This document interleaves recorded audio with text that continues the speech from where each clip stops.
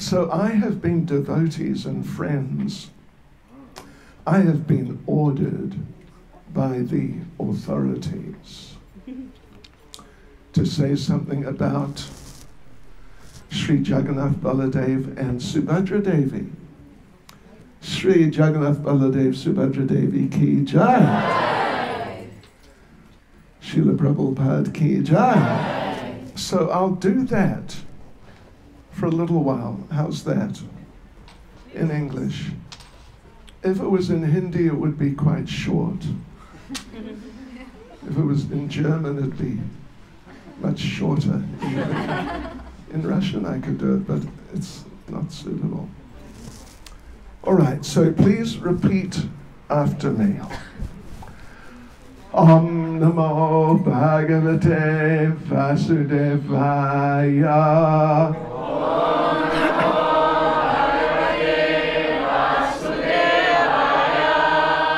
Om Namo Bhagavate Vasudevaya.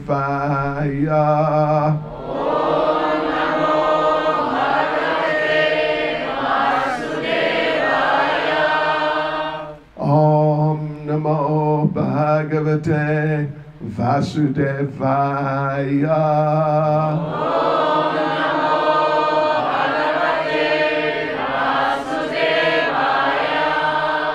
Nama Om Vishnupadaya Krishna Prestaya Bhutale Shrimati Bhakti Vedanta Swaminiti Namane Namaste Saraswati Deve Gauravani Pracharane Nirvishesha Shunyavadi Pastya Chadeshatarane Sri Krishna Chaitanya Prabhu Nityananda Sri Advaita Gadadha Shivas Adi Gaura Bhakta Vrinda Hare Krishna, Krishna Krishna, Hare Hare, Hare Rama, Rama Rama, Hare Hare.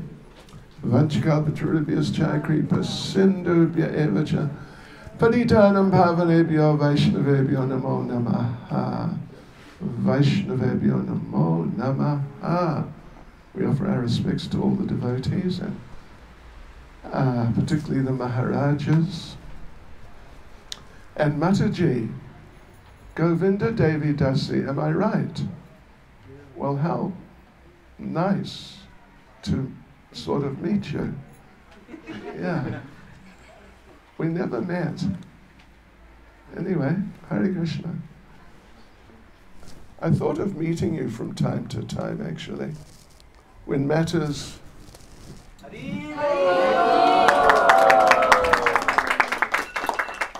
He did it very nicely, didn't he? Deserved applause. When I was thinking about matters to do with Tulsi Devi, you're that Govinda Dasi, aren't you? Tulsi Devi? Right. Okay, anyway, Hare Krishna. So, let me just tell you a story or two about Jagannath Baladev Subhadra Devi, particularly in relation to Jagannath Ratha Yatra. Some of these things you may have heard before, it's quite possible, but you know what Prabhupada said, repetition of a good thing is good. So even if you heard it before, it's okay. Don't think, oh no, it's the same old thing. But it's transcendental, so if we really try and take it in and take it into our hearts, it goes in deep and it really has a very magical, super magical effect. So first one, there's a possibility you might not be familiar with this, is that every year before the Ratha Yatra happens in Jagannath Puri, every year Lord Jagannath thinks that it's that time of the year again, it's coming up, it's just about here, and I want to go out on the Rath Yatra. I want to go out on the Rath Yatra, and I want to go down to, it's called Sundar Achal. And basically that's where the Gundicha temple is, where the Rath Yatra procession in Puri comes to an end. And the deities are then taken inside, and they stay there for approximately a week, and then they have a return Rath Yatra. They go back to the Jagannath temple.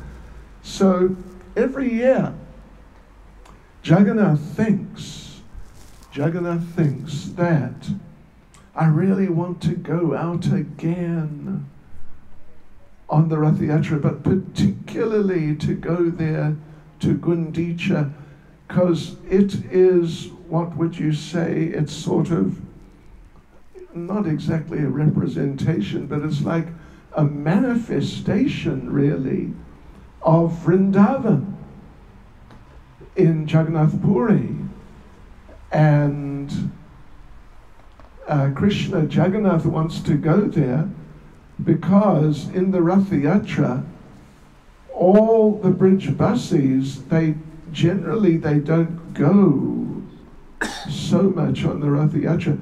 They just wait at Gundicha. Nanda Maharaj, Mother Yashoda, Srimati Radharani, the gopis, the cowherd boys, they wait there for Krishna to come. It's a very transcendental situation. But they sort of manifest themselves there, and they wait there, and he comes, and then they spend as much time as they can get together. Usually they can only get about 7 days, maybe 8, 7.5 days, something like that. And we'll explain what happens in the course of that time. But yeah, it's not so easy for Jagannath, Krishna. And what makes it even less easy is that Jagannath's wife, Lakshmi, there's a Lakshmi temple there. You know, I've never been inside the Jagannath temple. Can you believe it? You can, can't you? Yeah. Because, well, you might find this slightly interesting. I'm based in South Africa, and there we used to have apartheid. You know what that means? Racial segregation. Heavy duty, racial segregation. But it's dead now in South Africa. There's no racial segregation. People can work where they like, live where they like, and marry who they like, and do what they like, basically. But in India, Bharat mein, segregation, hey. Reverse apartheid. If you're white, they used to say, if you're white, you're all right, in South Africa. If you're white, you're all right. If you're brown, stick around. If you're black, step back. Pardon me saying such a thing, but actually, it's a fact. So now it's around the other way in Jagannath Puri, and there are not many, just around that area, Bhubaneswar. If you're white, you're definitely not all right. Yeah, it's heavy. So anyway, inside there is a Lakshmi temple, like in a number, particularly of South Indian temples. If you've been down, you know, Tirupati, Sri Rangam, Kanchi, and these different places, those are some of the big temples down in the south.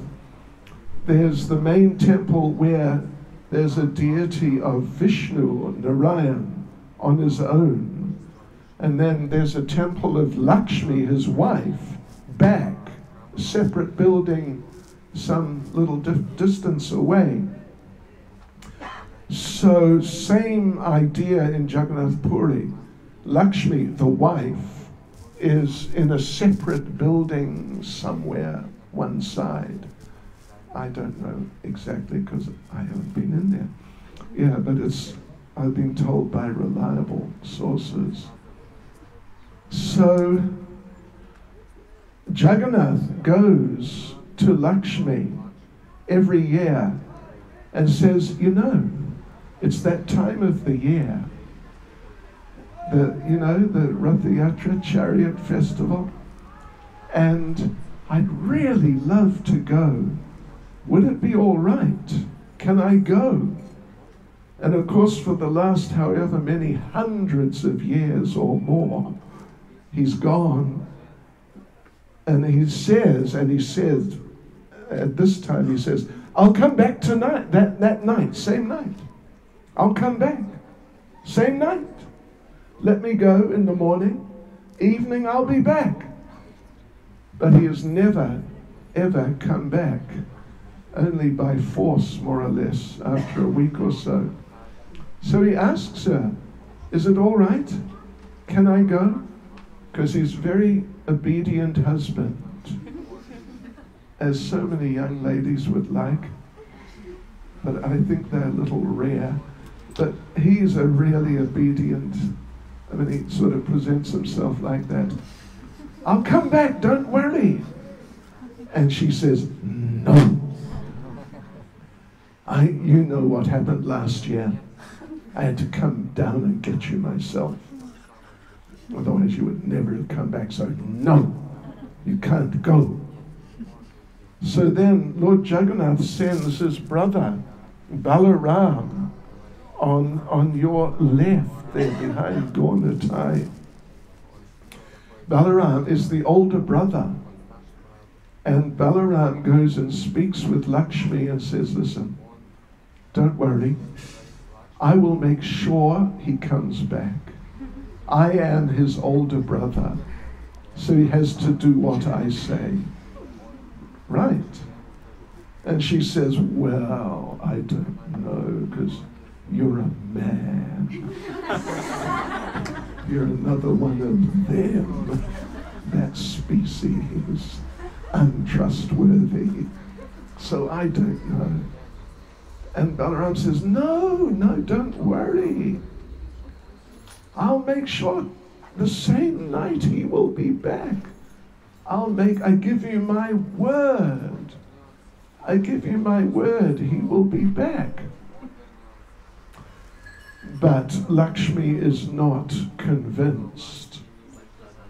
And so Lakshmi, but she thinks, at least she doesn't just say no. At least she thinks for a minute or two. And then she says, no, I don't trust you because you're one of those men creatures and you're untrustworthy. So no, I won't let him go. So then, devotees and friends, Subhadra goes, their sister, and she is, after all, a woman. So she goes and speaks to Lakshmi and says, I know how it feels. I really do. Because, I'm with you. I'm on your side. Yeah, I know what these men are like. Oh, gosh. So look, just let your husband come. Just this one time. And I give you my word as a fellow woman. I will make sure he comes back the same night. And so Lakshmi says, well, all right then. I trust you because you're a woman. And so Jagannath is allowed to go on the Rath Yatra. So Jagannath goes on the Rath Yatra. And away they go. And I think you all know the story. Kind of similar to what we did yesterday. They all go down through the street there, the big street, and then they go down to Gundicha, the temple just directly down the street. It's actually not a very long Rath Yatra. I think it's shorter than the one we had yesterday. Yeah. So they go down there and get off the chariots and go inside, and inside they meet the Brijbasis, the devotees from Vrindavan. Nanda Maharaj, Mother Yashoda, Srimati Radharani, and company. You know, all these great, great devotees, greatest devotees. And so they all get together. Oh, and what an incredible reunion. They've been separated at least for a year.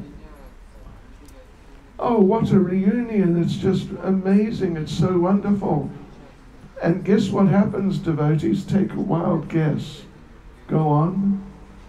Take a guess. They don't go back? You got it. They don't go back the same night. And Lakshmi's back at the temple thinking, I knew it would happen. I knew it. Oh, I should not have let him go. Why did I do that? Well, maybe tomorrow. But second night, he doesn't come back also. Third night, fourth night. Finally, on the fifth day, is called Hera Panchami. Hera Panchami. On the fifth day, Lakshmi decides to take action. So she gathers her assistants and all her entourage, and she, on a gold palanquin, very opulent and very dramatic, she goes down to Gundicha, and her assistants, they, Sachinanda Maharaj ki jai, welcome. Suswagatam.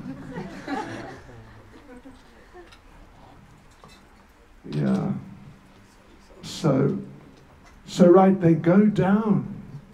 And actually this part of the whole thing, what I said so far is not in Chaitanya Charitamrita, but what I'm going to say now is actually in Chaitanya Charitamrita. Madhya Lila, what is it? Chapter 11, I think. Or anyway, maybe chapter 14. Anyway, it's there. So, her assistants, she stays on her throne, and her assistants attack the chariots, and beat them with sticks. And they attack the assistants of Jagannatha and Baladeva and Subhadra. A bit physically, but particularly they verbally abuse them. I will not say what they say. It's not so good at mixed company, but they really get on their cases. Yeah, that, you're liars and you're cheats and, why this and why not that. And they really get on the case of the assistants of Lord Jagannath, bashing the Jagannath Rath Yatra chariot and the other chariots and screaming and shouting. It's quite a spectacle. And then Jagannath and his assistants, they apologize profusely and say, don't worry, we'll be back tonight. We're coming, it's all right. We have practically left already, but we got sort of held up. We'll be back tonight. So Lakshmi goes back, Lakshmi Devi, with her team, and they wait, and take a guess what happens? They don't come. That's the 5th night. And then the 6th night, I tell you by this time, Lakshmi Devi is, as we say in ISKCON colloquial language, Lakshmi Devi is fried to the max, totally. Just about had it completely with the husband. That's the 5th night. Then the 6th night, they don't come back. 7th night, the day after usually. Then he comes back. And then Jagannatha has to deal with a very disturbed wife. And those of you who have wives, or who are, I guess, you would know what a disturbed wife's like. In this lifetime, I missed out. Yeah.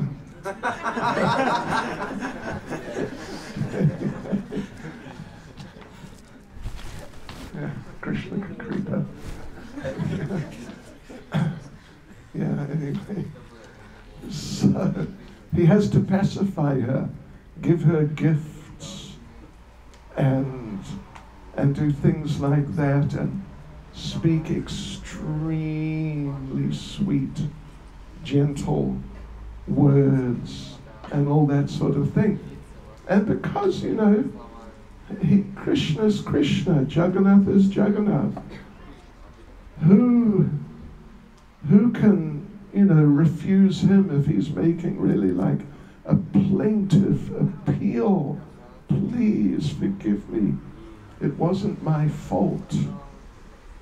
He tries to explain that it wasn't his fault. He just got held up and the chariot broke down, flat tire. And so, you know, I got delayed, and sorry about that. I wanted to WhatsApp you, but I was out of bandwidth. So anyway, yeah, he does like that, and he appeals and appeals. And Lakshmi Devi accepts, because she is a loving wife.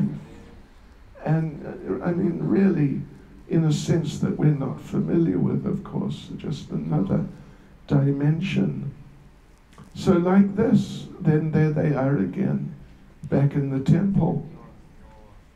So it's very nice, you know, all these things, they're different things happening in the background. Different things happening in the background. Different pastimes going on at different times. But that Hera Panchami, that's described in Chaitanya Charitamrita. And there's a really amazing discussion which takes place just after the description, what I told you of them bashing the chariots and all that. Lord Chaitanya and Swarup Damodar Goswami says, I mean, this is high level, but he says that, you know, in Vrindavan, I have heard of the gopis, when Krishna's gopis, they become apparently disturbed. And he goes into some detailed different types of gopis who react in different ways to Krishna's different activities. And even, he says, even those who are sort of more drastic, the left-wing gopis are more drastic, sort of sometimes abrupt with Krishna, sometimes they chastise, criticize Krishna to his face. But Swarup Damodar says, having witnessed the attack of the goddess of fortune and her followers, Swarup Damodar Goswami says, yes, I've heard of these things in Vrindavan, but I've never seen anything like this at all. physical words is one thing, but physically attacking. What amazing, he says, what amazing pride to deal with the Lord in that way. But it's all part of the pastimes. So now, just a minute. How much time do I have?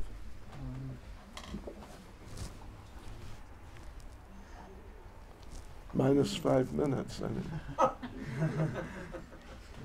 You can go on. Just tell exact minutes.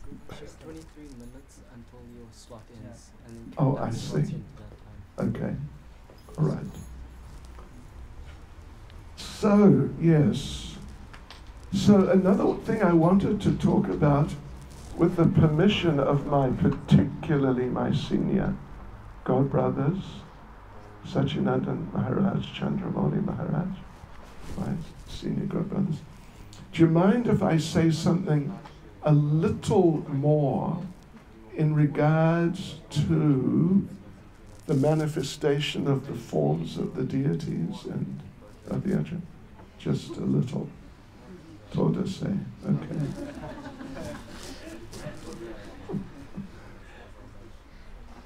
Yeah, it's a long story. In Krishna consciousness, we have many long stories. And we've got some really long stories, actually. But let me tell you one little story. That Krishna left Vrindavan. Krishna left Vrindavan. He'd been there like almost 11 years. And he went to Mathura. Then he went to Dwaraka. Any Gujaratis here? No Gujaratis, okay. Oh, Haribo, Kimcho.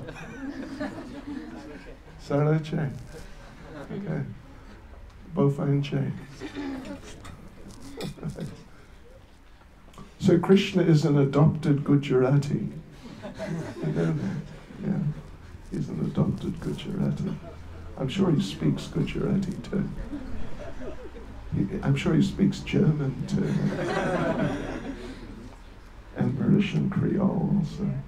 Yeah.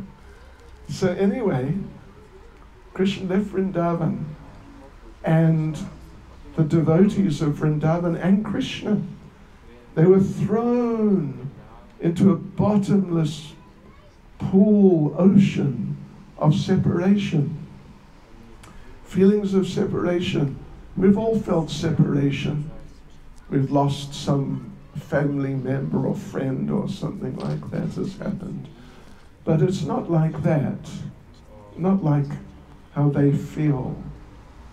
Just as an example, when Krishna left Vrindavan, he left from Nandagram, if you're familiar with the Vrindavan area. He left from Nandagram, and there's a road. It's still there. At least, yeah, it's still there. The old Mathura road goes straight out from Nandagram to the southeast kind of direction, straight out. And Krishna had said, I'll be back, don't worry. I'll be back. Maybe tomorrow. If not tomorrow, the next day. So Krishna said like that, and some of the Brijbasis, they thought, right, so he's coming back tomorrow or the next day.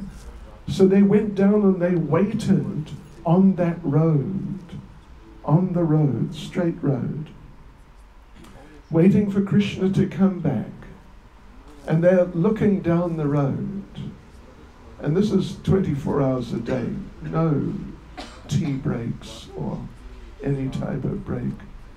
They're looking down the road, thinking, he's coming, maybe he'll come any moment. And some of them were thinking that when he comes, he may come quickly, and if I blink, I may miss him. He may just pass. Yeah, he may just pass. So therefore they decided, I will not blink. I don't know if you've ever tried not blinking. Yeah. But some of them, they stayed there, not blinking, for 60 years. You know, try for 5 minutes or half an hour. Don't try for 60 years. Yeah, they're just waiting, just waiting. And you know, just one other sort of side issue. Let me just tell you. You know, the gopis, particularly Radharani and the gopis, they're longing to see Krishna, but it's very difficult because their parents are watching. And you know, in Paka Hindu families, the Paka ones at least, the parents are watching the daughters, don't mind me saying it, to see that they're not getting up to any mischief, if you know what I mean. So, and with the gopis in Vrindavan, they're really watching, just really watching, to see whether the gopis look at Krishna. So they can't just look at Krishna, like I am now looking at Chandramauli Maharaj. What a sight for sore eyes. But they couldn't look at him like that. So what they have to do, they have to look very quickly. It is called a sidelong glance, where, you know, you're meant to be looking, let's say, in that direction. But actually Krishna is over in that where Chandramauli Maharaj or Yadunandan Maharaj is. And you've got to look over there while your parents are staring at you, seeing where you're looking. But you've got to look over so quickly and then back again that your parents don't notice. What do you think of that? That's a sidelong glance, quickly to the side and back. And we have actually practiced this. I'm going to demonstrate it to you. You have to watch my eyes. All right. Are you with me? Watch my eyes, and I will look very quickly at Yadunandan Maharaj and then back again. All right. So watch my eyes. So watch my eyes. You watching? Okay, here we go. Did you see that?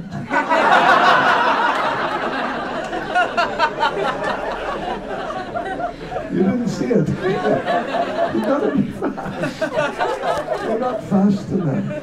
You're slow. You're slow. Excuse me. Forgive me for that. So anyway, Krishna went there to Gujarat. And then the great solar eclipse occurred. This is like, what, 60 years or something after Krishna had left Vrindavan. And when there's a big eclipse, then the practice was, it's not now, but it was, that people would go from their home, they'd go to some sacred place where there's some sacred lake or river, and during the eclipse they would immerse themselves in the sacred waters and come out after the eclipse finished. So therefore Nanda Maharaj and the Brijvasis, they all went to Kurukshetra.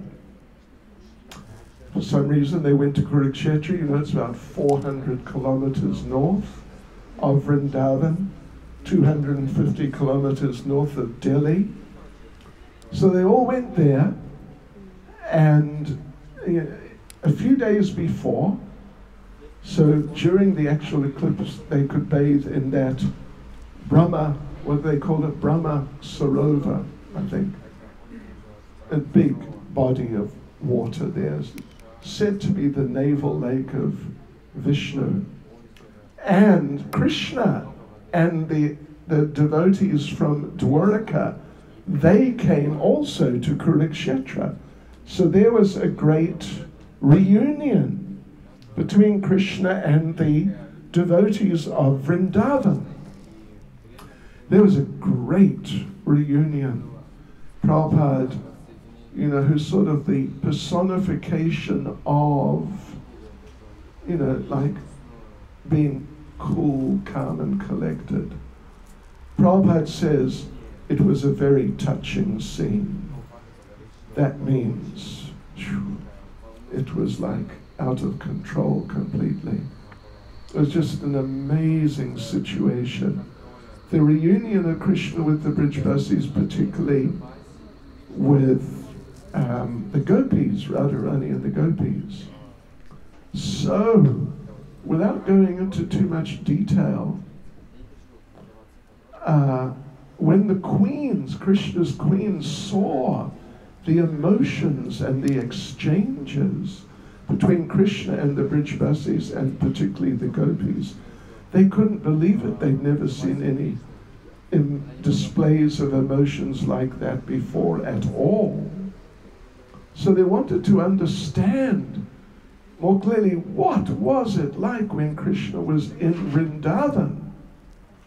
So they asked Mother Rohini, the mother of Balaram, who had been in both places, if she could explain, and she did.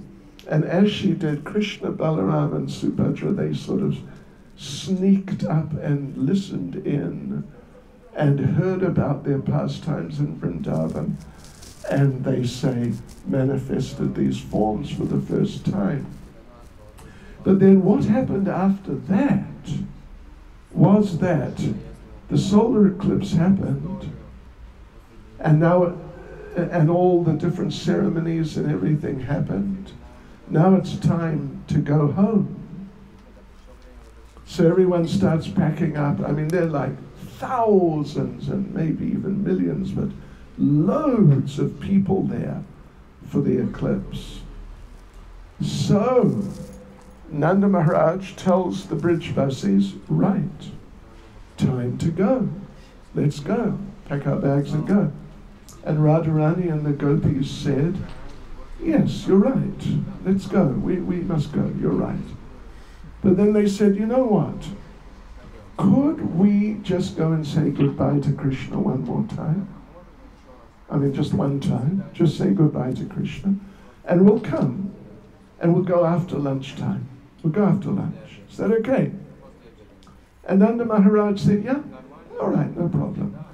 So off they went, they said goodbye to Krishna, they came back, had lunch. Nanda Maharaj said, right, time to go.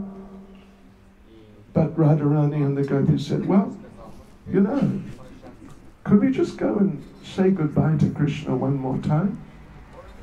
Because we haven't seen him for years. And we'll leave tomorrow morning, for sure. Nanda Maharaj said, okay, no problem, that's fine. So they went and said goodbye to Krishna again, came back. Next morning, Nanda Maharaj said, right, we really must leave. We actually have to leave now. And Radharani and the gopis said, you're right, you're absolutely right. But could we just say goodbye to Krishna one more time? And we'll definitely go after lunch this time. So Nanda Maharaj said, okay, all right then. So said goodbye to Krishna again, came back, had lunch. Nanda Maharaj says, right, it is time to go now. And the gopis said, you're absolutely right. We must go. But just one thing. Could we just say goodbye to Krishna just one more time? And we will go, where is it now? After lunch, isn't it? Or next morning. We'll go. Tomorrow morning. You can depend on us. They went and said goodbye to Krishna again, came back, stayed overnight. Next morning, Nanda Maharaj says, right, we must go. And they replied, you are right. We really must go. But just one thing. Could we say goodbye to Krishna just one more time? Just one time, like that. And we will definitely this time we'll go after lunch. So, This went on, devotees and friends, for 3 months. It's actually from Padma Purana. 3 months, by which time poor Nanda Maharaj, anyway, they understood, the gopis understood, we're going to have to actually go.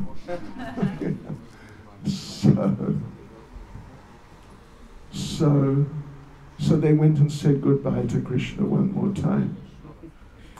But this time they said, you know, when you left Vrindavan, you told us that you'd be back. Maybe even the next day. You told us that.